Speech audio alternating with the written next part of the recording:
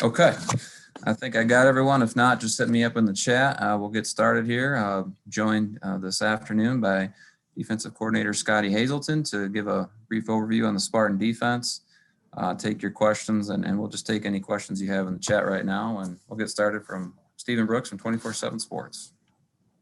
Hey, Scottie, thanks for taking the time to do this. Just wondering, when you look back at last year, just what were some of your takeaways on year one and what you guys were able to do, and maybe how that colored, spring and obviously everything else moving forward here. Yeah, well, thanks for having me, everybody. It's good to be here with y'all. Finally, kind of, sort of. But hopefully we can do this in person soon, right? Let's all keep our fingers crossed. But yeah, last year, it's still a little bit of a blur to us all, I think. I think it's one of those things that, we're super excited to be in spring ball right now. I mean, it's really where you get a chance to develop the guys and get them really understanding the details of what you're trying to do.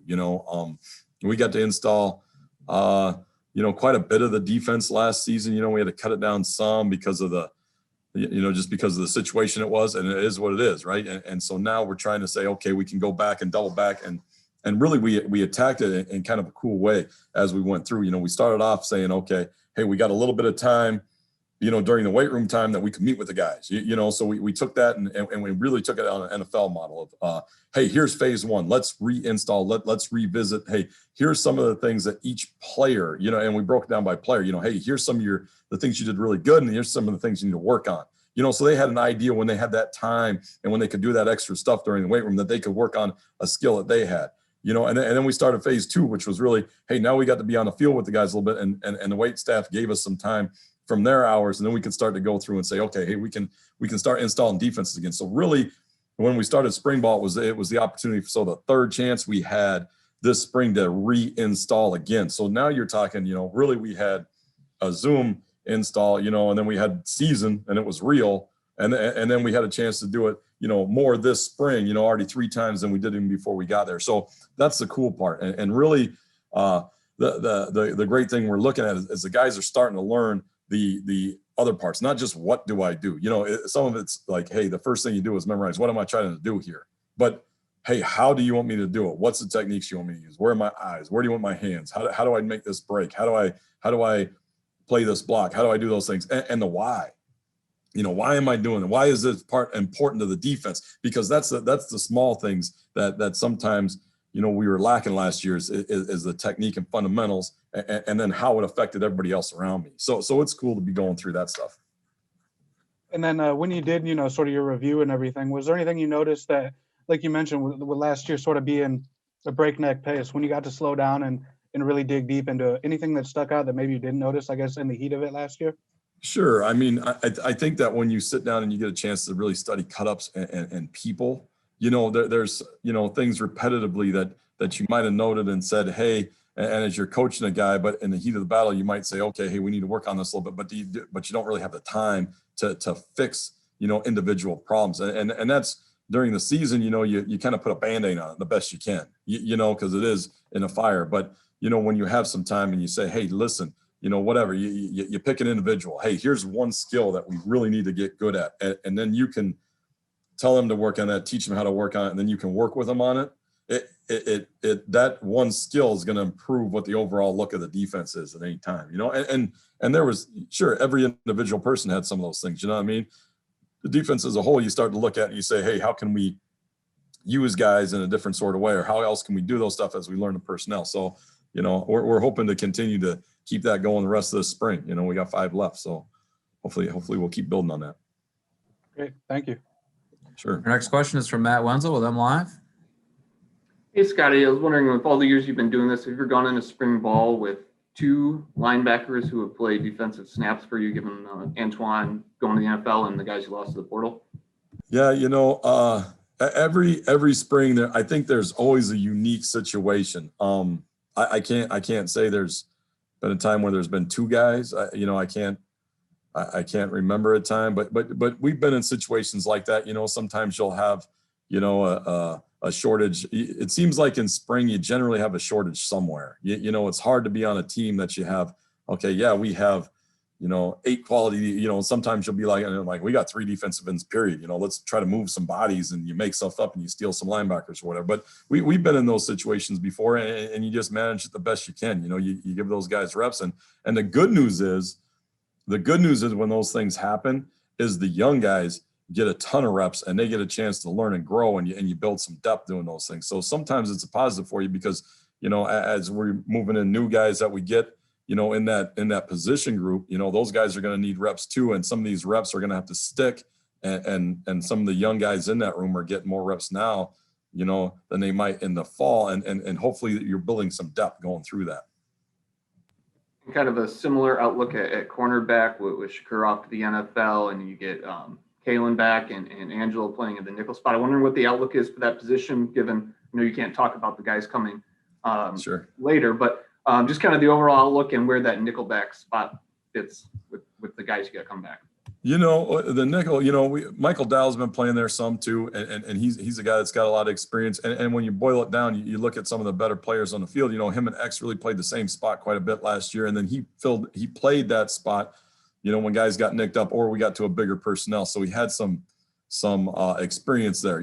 So we do have some guys that can be able to slide around, and as we do get some of the new corners, on the field, we're hoping to, that's some of the, as you look at it going back, some of the deal where you're looking at saying, okay, how can we keep it easy for certain position groups? We add stuff in, but leave that spot so that, hey, when guys get here this summer, when the new guys come in, that they can grow and build and try to keep this consistent and try to keep those guys up to speed and make it easy for them, and Michael Dowell's done a really good job there too. So, we're excited about, moving forward and getting some more depth and adding some more people and doing some more things there. Thanks, Scotty. Our next question is from Matt Charbonneau with the Detroit News. Matt Wenzel stealing my cornerback questions. Thanks a lot, Matt. But the other thing I was going to, it's like you have these holes at corner and at linebacker right now that you're working on.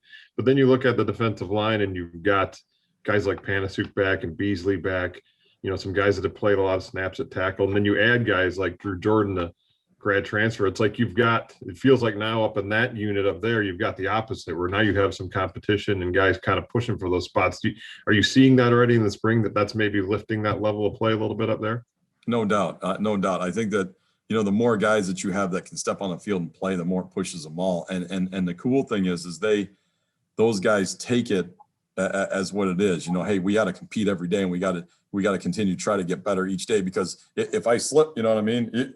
Or if they mess up or they do, you can just go like this, hey, go, and that's the best way to motivate guys a lot of times, is just get them to be able to say, hey, there's another dude right here that can play. And the cool thing is they're learning and they're growing together, and the bar gets raised because they'll see someone do something that, oh man, I didn't know that was a good play, and they all see that. And then I'm going to try to make that play too. And if you can elevate that bar just a little bit every day by someone doing something that they go, wow, that was, that's what you're really looking for. And then a lot of spring too is, hey, we do have some depth there. So we might be able to use guys in even better than we did last year. You might not have it gets to 2 minutes and here's a guy that's taken 28 reps already in the first half, and now he's got to go take a 2-minute drive and be able to rush like crazy. You might be able to slide guys in and out and use that depth or limit the amount of reps that they play at the same time, so that we can play faster up front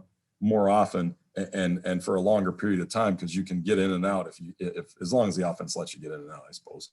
Right. Yeah. And the other thing too is, like we talked about the turnover on the, the holes you have to fill there too, but you do have a unique spot there on the defense, I think, where you've got guys like Xavier Henderson and Beasley and Panasiuk and guys that have played a lot, even Noah Harvey a decent amount, guys with some of that leadership. It's kind of an interesting balance where how much does that experience of those guys help, even when you have these other new faces kind of coming in at the same time?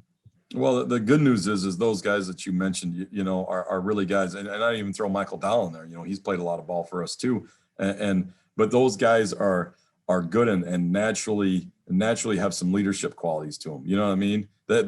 You can even see with the new guys who are on campus now, or as they're coaching the younger players, is seeing them and taking them underneath their wing and teaching them what their routines are, how they watch tape, what they look for when they're doing things, hey, well, let's go sit down with a young guy and watch practice with them. Or even a guy like Drew Jordan, who came from Duke, you know what I mean? That like Beasley and Kuba will grab him and they, okay, Camp, come on, let's all get in there and watch some of this stuff together so that he can learn and they can trade ideas and things like that. So you're right. It's really cool. And we're going to need that moving forward. We're going to need that this summertime too, because there's certain times we can't be around the guys, and there's going to be times when strength staff and we're going to need some of that stuff where they're going to have to self-coach each other, and we do. The quality is and the good thing is we have some leadership in each room with the guys that you mentioned, and they can help the guys coming on campus out. Thanks, Scottie. Appreciate it. Yeah, of course. Our next question is from Chris Solar, the Detroit Free Press. Hey, Scottie, good to see you. Wondered about, Mel had mentioned and alluded to maybe playing more dime coverage this year. What are the challenges that you face right now with the limited bodies in the secondary, and plus with the linebacker core? I mean, is there a challenge to even try and work on that kind of stuff, or do you have to kind of just mold what you're installing right now based on the personnel you have right now? Well, we try to, when you're planning it, you try to be able to say, okay, here's some things that are the same as, like if a nickel does this skill in a different coverage, let's say, what I mean? And then you want to take him in and put him in it as, say your will linebacker when you get to some dime stuff, as long as you can say, hey, listen, he already learned this skill in this coverage at nickel. Or if I was a strong safety and I learned this blitz and this, as long as it's the same as, and as long as you can stack some of the same as, it's not as hard to take pieces and place them in there. If you got a guy like Michael Dow, who's played some strong safety, played some nickel, played duo, and then you say, hey, listen, you're going to go over here and play. You're just going to limit. You just have to, as a coordinator, and as you're building the defense, say, okay, he knows how to do this skill. He knows how to play this. He knows how to play this. Okay, so we got 4 things that we can do. Okay, now without messing him up mentally, we got to figure out, this is a huge part of what he needs to do. So he can already run these, say 4 coverages. You can do that. You can do that tomorrow or the next, whatever the case. And that's really what we try to look at doing, which is some of the reason why we're saying, okay, hey, there's certain positions right now as we go through that, say, wait, listen, they're going to learn these skills and that's what they're going to do. Because we know that new guys are going to take those jobs. What I mean? We're looking for guys to come in and be able to play there as fast as we can and work like crazy to get on the field at those spots, and to do that, we got to make sure that stays consistent and it's not adding layers to it. But there's other guys who we can say, okay, he knows how to, well, now if you just change where he aligns and does the same thing, that's easy. That's easy. And then you can get to some of those things. You can get more multiple. You can do more things with more people. I know you mentioned about Michael a little bit, and I know Brandon Wright switched positions. Have you been able to pluck anybody else over to kind of help fill some of those gaps, or has anybody been out injury-wise that you kind of needed to fill for it as well? No, I mean, you get your regular old nicks and bruises, whatever, during spring ball, but it's been pretty good. We made it through, the young guys, like we said, in the back end, in the back 7, really, the young guys are getting a ton of reps, which is great, which is building depth and those kind of things. And they've been running and working and staying around. So it's been good, but no, we haven't stole anybody else from offense. We've been working through and saying, listen, we got some young guys we signed, and hopefully we get some other guys on campus here too. And those guys, we have to be able to plug in and keep it easy enough for them to play. Our next question is from Jamal Spencer. Scottie, good to see you again. I don't think I've Nice talked to to you you too. since Fargo. I know you touched on this a little bit already. Going back to guys like Chad Wilson and Preston Evans, you've always needed that leader at the linebacker spot. I know Antoine Simmons was that guy for you a year ago. It's not just about the production, as you mentioned. It's about the leadership qualities. As spring is continuously developing, you see one guy stepping into that leadership role of being able to be the guy to rally everyone together. I right now, we're trying to develop that a little bit. I think that comes sometimes that there's that one guy, like you talked about, some of the guys you talked about, they were that way the minute they walked into the room as a young man. You know what I mean? And and we'll see some of that as we keep recruiting and see a guy walk in the room that's going to have those qualities. But I think other guys, it needs to be bred a little bit. You know, you need to influence. You need to give them permission. Like, hey, here we go, man. This is it's our team. What are we going to do with that? And some of the guys have done a good. Like, I think Noah Harvey's done a great job. You know what I mean? He's in a position where he might not be the guy that you see like the Ray Lewis type that's going to like has the ability to go scream and discipline the defense like some of those guys did. But he's also doing a good job in being able to grab a guy and say, hey, come here. Hey, we don't do that like that. Or do those things. You know, X is another guy who's done a great job. And really it's kind of a layered deal. You know what I mean? You got guys like Beasley's done a really good job up front and coming back for another year, you know, we're really excited. And he's done a really good job grabbing some, and even, you know, one young guy who would be good is Jeff Petrosky. He's a guy that his effort and his tempo and all those things up front, you know what I mean? He goes hard and the guys up front respect that guy for what he does. So now he's starting to be able to say, hey, and we're trying to empower everybody to be able to say something, because you know, like when you're playing ball, you know, something's right or wrong. You know, it doesn't matter if you're a first, you know, day on the job guy that's looking out there and you see a dude pull a guy's jersey, you can, hey man, we can't be pulling jersey. You know what I mean? Or hey, if a guy jumps out, everybody should be on that dude. That's a lack of discipline thing. And so, you know, we have some guys who are developing, like Noah, yes, you know, X, yes, Michael Dowell, yeah, you know, we got some guys who are stepping up into that role. Do we have a dominant guy? Like, I don't know if we're there yet, but it's growing, and hopefully the whole unit is growing, and that's really what we're looking for, because, you know, you don't have to be perfect to say something.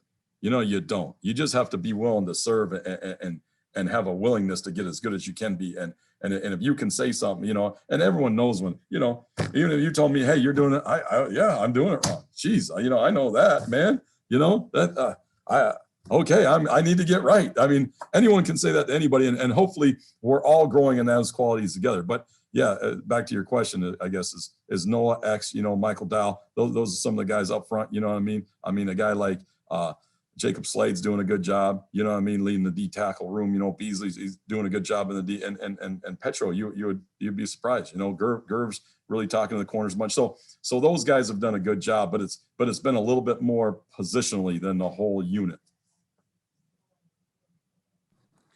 Our next question is from Jim Comparoni with Spartan Magazine.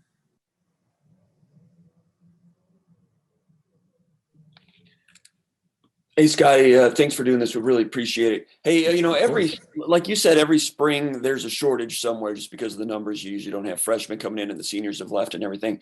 But have you ever had a spring like this where you are really anticipating guys who have not arrived yet to have important roles immediately? I know at Kansas State in the past, they had a lot with junior colleges. I don't know if that was the case when you were there, but have you had ever had it like this before in the spring where, like you said, you're keeping places warm in anticipation of guys coming in and making a difference? What's that like? Sure. I think that it's, you know, I think everywhere has that spot, you know what I mean? You might think that, hey, this guy we're hoping, and it's the same questions, you know, I mean, it's the same as, you know, you lose a few guys to the league here or there, you have some of those things. And yeah, I think every spring you go in with anxiety, you know, unless you're, it takes a really special situation to not, you know, and even with the guys on your team, sometimes you're like, okay, we have these two young guys who haven't played much and they're going to need to step up and become starters. And I think that's the same anxiety as you do when you're getting a junior college transfer or with the new transfer portal, the new transfers, you know, and it's different. And yes, you've been around where you'd say, listen, there's a deficiency here. And so when you look at it, you say, okay, if there's a deficiency at a spot, okay, backup plans, you know what I mean? And listen, let's be real. We've all got good at those this last year. You know, hey, what happens if they don't start, or what happens if they cancel it and they do, you know, all those kind of things. So you do as a guy, you have to plan for that, and you have to say, okay.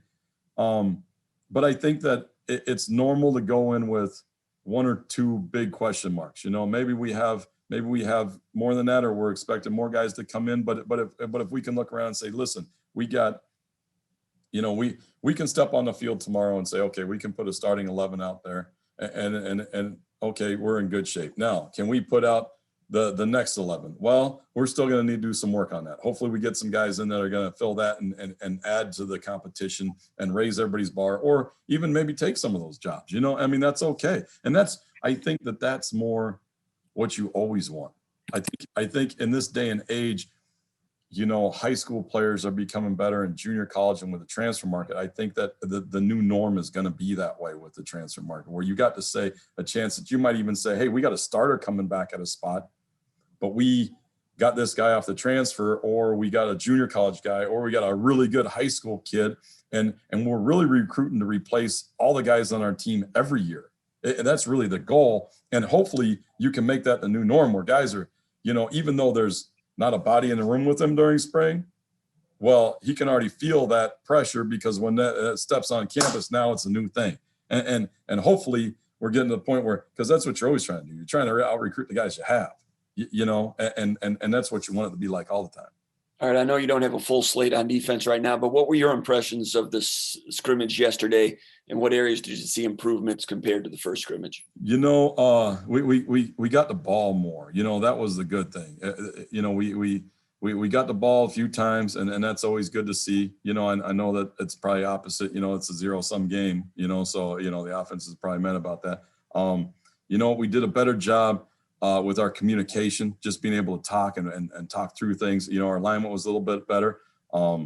With our urgency, I'm saying, you know, getting guys fast, getting alignment so we could talk and communicate. You know, and I felt like, you know, our pass rush when we got into those situations was pretty good. And that's some of the thing going back to, hey, yes, we did bring in some guys that add extra rushers, and we can move some guys around and get into some different speed groups and put different people on the field. So that was cool. Things we need to work on still. You know, some of it's us as coaches too. You know what I mean? We had a couple times where we had substitution errors. You know what I mean? There was incomplete. Hey, we're running one group on the field because we're trying to play more guys up front, like we were talking about earlier, and we're not getting the guys off in time, and the offense is going fast, and we have to be ready for that. We have to do a better job with that as coaches. You know, we had a couple lack of discipline things. You know what I mean? Like just something. You know, you get the guys geared up. Hey, we're rushing, and that dang, we jump. You know what I mean? And we had the ability to take away. We didn't get called on one, but we had the ability to take away one of those takeaways because we were undisciplined with that. So there's still those things that we need to clean up. You know what I mean? And you know, I think we're getting better. It's just fun to see when the guys go out there, and it's fun to show them, hey, when we're using these fundamentals, when we're triggering, when we understand the leverage, when we understand how to pinch a ball carrier in open space, or we understand how to stay on a block and keep our hat in the crack and contact balance and those things, you know, you can show them, hey, here's a great example, and it's happening more often. And here's another poor example, and it's happening less often. And those are the things that you see that excite you about the scrimmage. One more thing, are there any players you can name that may have been outside of the playing group that so far in spring practice that you could mention that have you know, broken through that door a little bit, that are functional now? Any players you could mention? Sure. I mean, like I think I already mentioned Jeff Petrosky. You know, I mean, he's a guy that's really developed. You know, I know that he played very little last year. You know, played on some special teams and did some stuff like that, and he's really coming along as a defensive end. Maverick Hansen is a guy who, you know, I mean, I don't know how many reps he got last year, but he sprinkled in some, and he's a really strong dude that can do some things. Cal Halliday made some really good plays yesterday, and that was great to see a young dude being able to play linebacker and run through and make some plays that you go, wow, you know, here's a young guy that's growing up. You know, KB Brooks is doing a good job. He was out there playing some nickel, you know, and let me think who else. I mean, you know, the Grosses and the Gerbs and the X's and all them dudes. You know, another guy that's been doing a good job this spring for us and had a good break, you know, got on course and did a good job in the middle field was Darius Snow. You know what I mean? He did some decent things yesterday too. So that's kind of exciting to see, because of the reps and the opportunities these guys have. Those kind of guys are growing for us, you know, and doing a good job. Thanks a lot. Sure. Next question will go to Paul from Spartan Mag. Hey, Scottie, thanks for doing this. I wanted to ask you about four-man pressure and if you guys are getting that on a more consistent basis this spring. Mel talked about wanting to get more of that, and I just kind of wanted to ask you about just defensive ends overall. It seems like you've got a lot of guys that can stop the run, maybe not some like real 10-sack type edge threats. Can you just talk about the development of that D-line and what you're seeing? Sure. That's a good question. Well, right now, to start off with the first one, it's always a tough deal to tell, is because you're going against the same guys every day and they're starting to learn each other a little bit. You know what I mean? But I do feel like our rush has gotten some better, and some of the things are like we were talking about substitution errors. You're allowed to keep guys more fresh because you do have that depth now. You're allowed to keep guys, and move guys around, move a guy inside if he can rush there, or, hey, let's try this guy inside because it's spring ball, and do all that kind of stuff. And I feel like our rush after yesterday, it feels like it's gotten better. You know what I mean? Is there total data? You can't tell yet, but we're learning to rush together as a group. And I think that was some of the deal last year is, it's not so much always me beating you one-on-one. It's me beating you one-on-one, and I took this path to it so we understand the net of the quarterback and how to, our different rush lanes. And I think that's been developing, getting a little bit better over time. There's time. And when we get into those situations, the second part of that is the situational ball of it. If you get into a situation where you say, listen, hey, we know it's third down. We know they're going to throw. We know we get to do some 2 minutes. You get up on a team, or you put them in situational ball where you say, hey, they have to play from behind. I think that yes, the guys there at defensive end have done a good job developing, and the inside guys are understanding the rush lanes and doing all that stuff together. And I think that we've been doing a much better job with that, especially in situational ball. Now, as the second part of your question was. Yeah, I just wanted to ask about the edge rushers. Sure. I know that Drew Jordan's been mentioned as a guy that can get after quarterback. He hasn't put up big numbers sack-wise. I wonder if he's been able to help, and just Sure. overall development of edge guys. Yeah, he's done a good job, just coming in and giving a new little sprinkle to it, you know what I mean, which allows you to put a guy like Beasley inside of some of the rushes. I think Kuba's always a guy that you can get cranked up and hopefully get healthy, and he's been healthier this spring, which has been good because you can start him to see some of the stuff come around what he's been doing. We do have some young guys like Petro's done a good job. Fletch is still developing some of his rush stuff, which is outstanding. A guy like Avery Dunn is a long dude who's gained a bunch of weight and can play some of the run stuff now. And we're hoping that he continues to develop because he does have a great, tremendous get off, and he can get the edge on a lot of guys. And then with the addition of Brandon Wright, you got a guy who was a running back, that dude can fly, and we're trying to work out the kinks on, cause it's a whole new ball game for him, that he's trying to process through, and he's getting closer. I know we made the switch and messed around with him a little bit last year, but really, it's a different story when you have time to develop a guy. So I think that there's some bodies there that give us an ability to get edge rush. And that's really a big part of what we need to do. And I think we're starting to understand the second part of it is this. There's times on first and second down when we can go, and when we're playing. So I think that when we go back to the original deal of, hey, it's great to have time to spend with these guys to learn the how and the why, then that pressure can start to show up a little bit more on first and second down, because they understand when they can take a shot. They can understand when they can risk. They understand what defenses that we can get off the ball and go, because really when you're playing first and second down, or it's third and one, that sometimes is hard to get a rush when you're just playing base fundamentals, but I think that that's coming too, the other parts to it. Try to get to everybody. So I'm going to go to Rico Cooney with Spartan Mag. Rico. Hey, Scotty, good afternoon. Hey, talking about specifics, can you maybe give me a little more in-depth info with Noah? I'm guessing that because, he's an upperclassman, he's been pushed into more of a prominent role, both on and off the field. And I was wondering if you could address, his improvements on the field and then his improvements off the field as a leader. Sure. Thanks. He's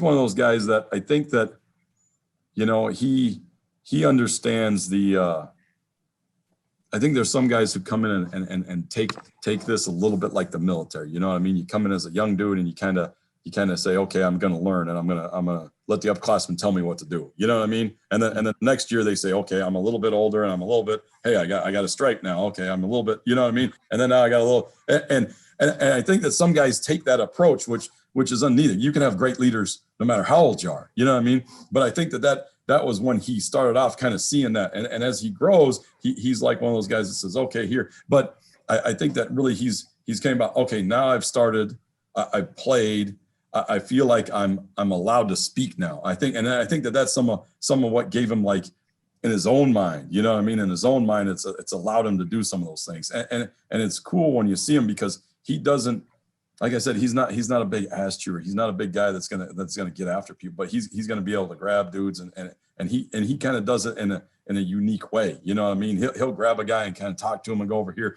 or go say something to dude over here, or go do and that's what's cool, is to see that starting to develop in him, where he can start to say those things, you know, even in unit meetings and things, you know what I mean? We talk about how on the field or off the field, you know, volume reflects confidence, you know, and when you ask a question, here's a guy that will speak and say it. And we talk about, even if you're wrong, be loud about it. You know what I mean? Because then someone can make you right?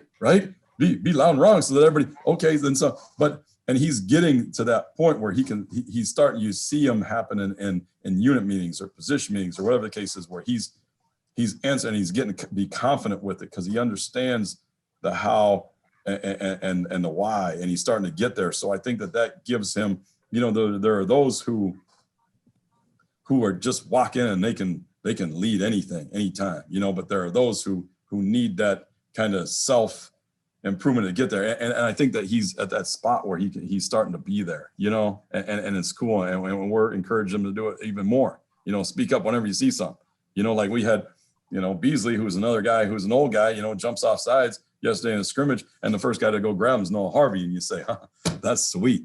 That's sweet. Cause you and I both know, and I think we all know, there's some guys on a team that, you know, when we yell them, it's different. You know, when a peer grabs a guy, then they're like, yeah, you know what, that I understand, that's really hurting the team. And those are the things that you see that are developing that are pretty cool. Just quick thought, did you talk to him about, you know, what you might want his role to be? Or is he naturally gravitated towards it? Well, I think it's a little bit of both. You know, I think you as a coach, you can see certain guys as you go through, and as a position coach and a head coach and a coordinator, you try to grab those guys every once in a while and just talk to them about, hey man, there's an opportunity right there. Did you see it? You missed it, right? Okay, next time that happens, let's do it. Or hey, you can do this anytime you want. Or hey, how about this? You know what I mean? And you do try to you try to encourage that, because those are the things that you want. You know what I mean? You want guys on the team who run the show and go. You know. So I think it's a combination. I think guys have to be ready, but I think you have to encourage them too, because it's unnatural. It's unnatural. It is an unnatural thing. All right, thanks, Scottie. Sure. All right, we're up against time, but looks like we have one more to get to from Rainer Saban from the Detroit Free Press.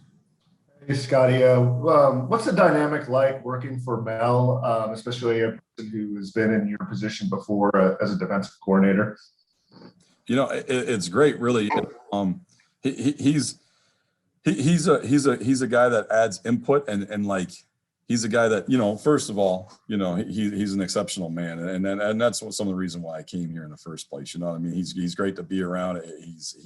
He helps you. He's trying to do right. He's trying to get this, you know, the program in the right direction. He's trying to, you know, his vision is outstanding. So that's what's cool for us as coaches. You know what I mean? His big picture, and hey, this is what I want it to look like, and then allows us to work towards that goal to help him. So that's really cool.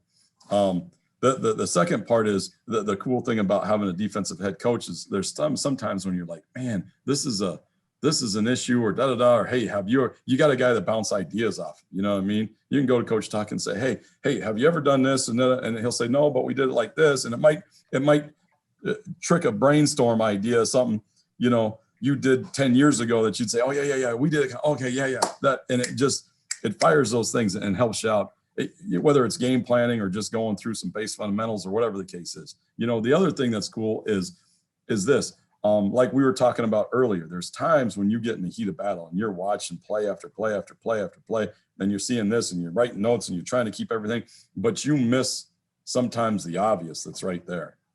You know, and he might walk in and say, hey, did you guys notice this? This guy right here is doing boom. And you'll say, yeah, Yeah, you know, and those are the cool things that you have. Just someone to be able to see through your same eyes, or notice something that's a little bit different, or notice something that you haven't noticed that you can easily fix and correct, and now you're better. You know, so that's been really cool dealing with that.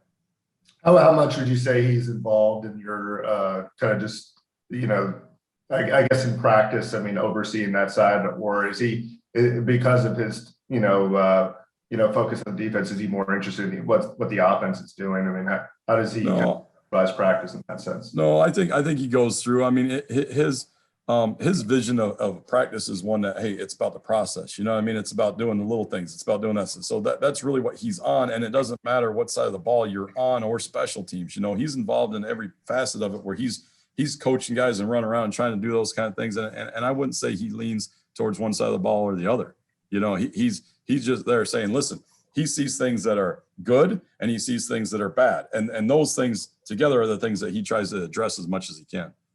And lastly, obviously coming from the Big 12, what was that change like to the Big 10? Do you see a lot of what the Big 12 was doing in the Big 10? I mean, is the Big 10 adjusted more towards that, or do you have to be a little bit more, I guess, versatile from a defensive standpoint?